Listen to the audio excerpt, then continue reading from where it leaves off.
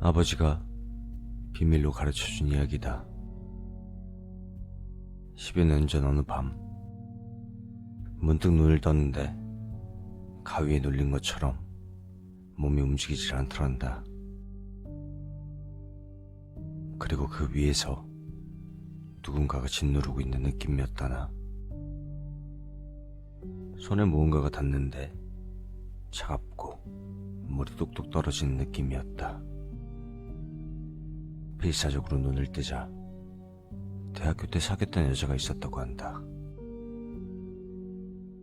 그 여자는 아버지와 헤어진 후 사고로 바다에 빠져 죽었다는 이야기를 전해들은 터였다.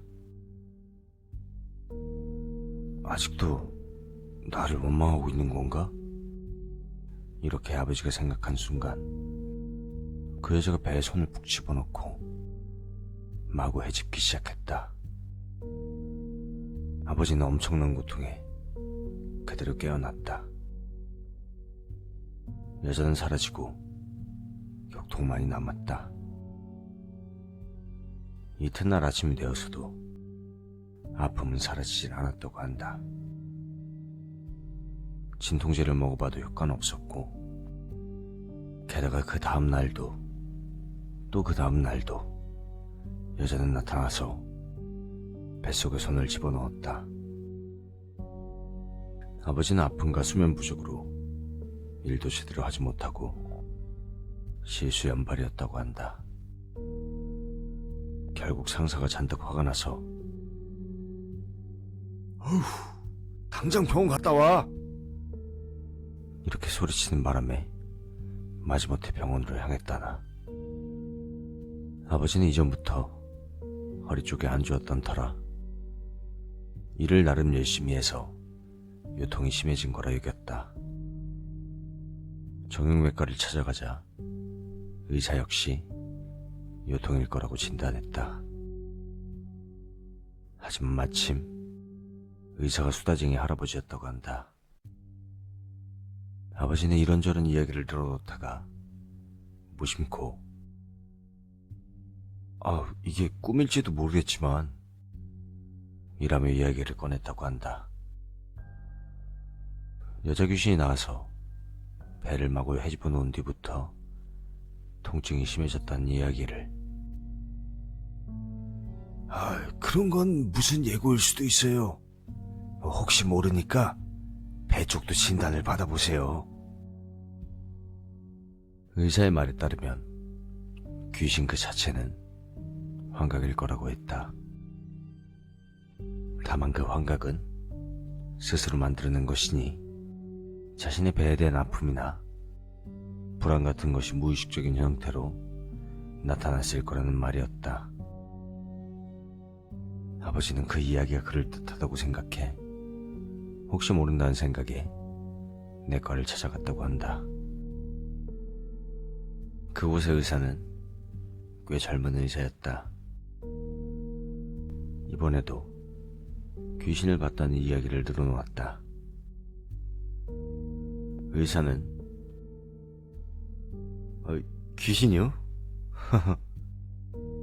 이렇게 쓴 숨을 지으면서도 그럼 일단 안심할 수 있도록 MRI를 한번 찍어보시죠. 이렇게 권해왔다. MRI 촬영 결과 췌장이 확실하지 않은 그림자가 보인다는 진단이 나왔다.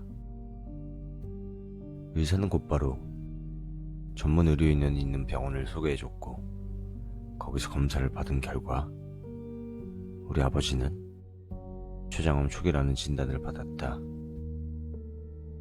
의사는 흥분해서 이 췌장암을 초기에 수술할 수 있다니 정말 운이 좋으시네요. 이렇게 말했단다. 실제로 췌장암은 자각 증상이 없기 때문에 대부분의 경우에는 꽤나 악화되고 나서야 발견됐다고 한다. 이 정도 초기 단계에서는 통증이 거의 없다시피 하기 때문에 정형외과 의사 판단이 훌륭했다는 게 큰 병원 의사의 말이었다. 결국 아버지는 전이도 없고 휴유증도 없이 깨끗하게 암세포를 걷어냈다.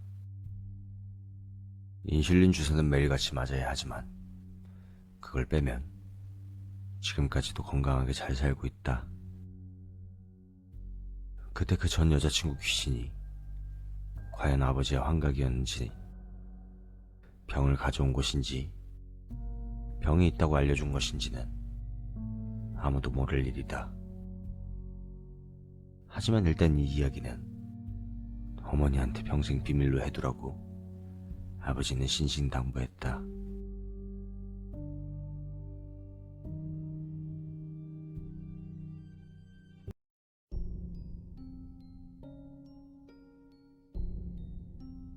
(7, 8년) 전의 이야기다. 당시 난 케이세이 연성 근처 야스갯벌 주변에 살고 있었다. 그 무렵 체험한 기분 나쁜 이야기다. 그날의 직장 회식 때문에 집에 돌아오는 게 늦어진 터였다. 막차를 타고 귀갓길에 올랐다. 역에서 집까지는 자전거를 타고 돌아간다. 평소에 다니는 출퇴근길은 갯벌 옆에 있는 산책길이다. 당연히 그날도 평소처럼 그 길을 따라 집으로 향하고 있었다. 그리고 산책길 도중 딱 초등학교 맞은편 위치에 벤치가 하나 있었다. 나는 마침 기분이 꽤 좋았기에 취기도 오르겠다 거기서 담배 한 대 피기로 하고 벤치에 걸터 앉았다. 그때 당시 날씨는 늦여름이었다. 그렇다고는 해도 낮에는 한여름과 다를 바 없이 덥고 밤에도 그 불쾌한 더위의 여운이 넘치도록 남아있었다. 여전히 푹푹 찌는구나 생각하며 개벌 쪽을 보고 담배를 피우고 있었다. 그런데 문득 내 등 뒤에서 시선이 느껴졌다. 뒤를 돌아봤지만 초등학교가 있을 뿐이다. 시간도 시간이니만큼 아무도 없었고 술 기운 때문이라 생각하면서도 왠지 뭔가 신경 쓰여 초등학교를 계속 바라봤지만 아무것도 보이지 않았다. 역시 기분 탓이구나 싶어 다시 앞을 바라보는데 오른쪽 조금 멀리 정체 모를 검은 그림자 같은 게 있었다. 그 그림자는 사람 모습을 하고 있었지만 윤곽이 희미해서 사람이 아니라는 느낌이 바로 왔다. 그와 동시에 주변에 엄청난 냄새가 감도오기 시작했다. 뭐라고 할까? 썩은 물에서 나는 것 같은 구역질 나는 냄새가. 게다가 그 그림자가 서서히 나에게 다가온다. 나는 공포와 혼란 때문에 굳어 있었지만 손에 들고 있던 담뱃재가 허벅지에 떨어져서 그때서야 제정신을 차렸다. 뭐가 뭔지는 모르겠지만 어쨌든 이 녀석은 위험하다. 나는 그 생각에 자전거도 내팽개치고 쏜살같이 도망쳤다. 불빛을 찾아 달리다 근처 편의점에 뛰어들어 그제서야 한숨을 돌렸다. 어떻게 잘 도망친 것인지 그날은 그 후 아무 일 없이 지나갔다. 그리고 다음날 사실은 가기 싫었지만 늦잠을 자버린 탓에 어젯밤 그 산책길을 지나 역으로 향했다. 어젯밤은 취해서 이상한 꿈을 꾼 거라 나 스스로를 달래면서 그리고 그 벤치 앞에 다다랐다. 거기에는 내 자전거, 아니 그것 같아 보이는 무언가가 널브러져 있었다. 메이커 마크나 스티커는 분명히 본 기억이 있지만 진흙인지 썩은 흙인지 모를 것으로 잔뜩 뒤덮여진 상태로 역겨운 냄새를 풍기고 있었다. 마치 썩어내린 것처럼 군데군데 녹이 슬고 구멍이 뻥뻥 뚫려 있었다. 자전거의 흉측한 모습과 이른 아침부터 맡은 고약한 냄새에 영 기분은 아니었지만 어쨌든 일터로 향했다. 그리고 그날 퇴근길, 멀리 돌아가는 길목에서 요즘 들어 자주 맡았던 그 썩은 냄새가 슬슬 나기 시작했다. 밀려오는 공포감에 작은 비명과 함께 나는 또다시 전력으로 질주했다. 그대로 집으로 들어가 다리에 힘이 풀려 그대로 쓰러지고 말았다.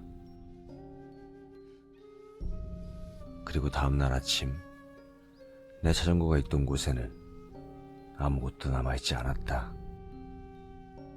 근처에 있던 노숙자가 타고 가버렸다는 것다.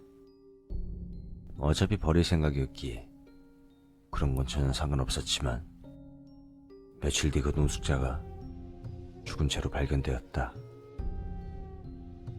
조금 떨어진 공원에서 죽어 있었지만 그 모습이 괴이했다고 한다.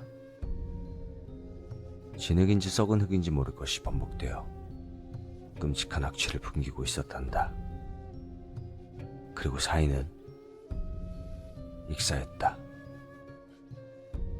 그 공원에서는 그렇게 죽음을 맞이할 만한 어떠한 시설조차 없었다.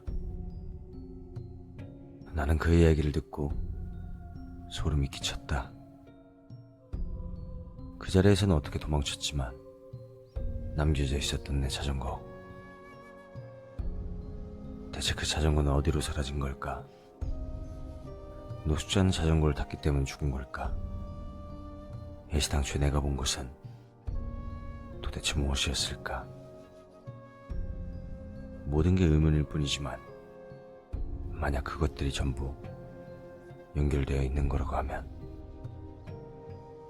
등골이 오싹해진다. 그리고 그날 이후 나는 통근할 때 그쪽 길과는 정반대로 나 있는 기차를 타게 되었다.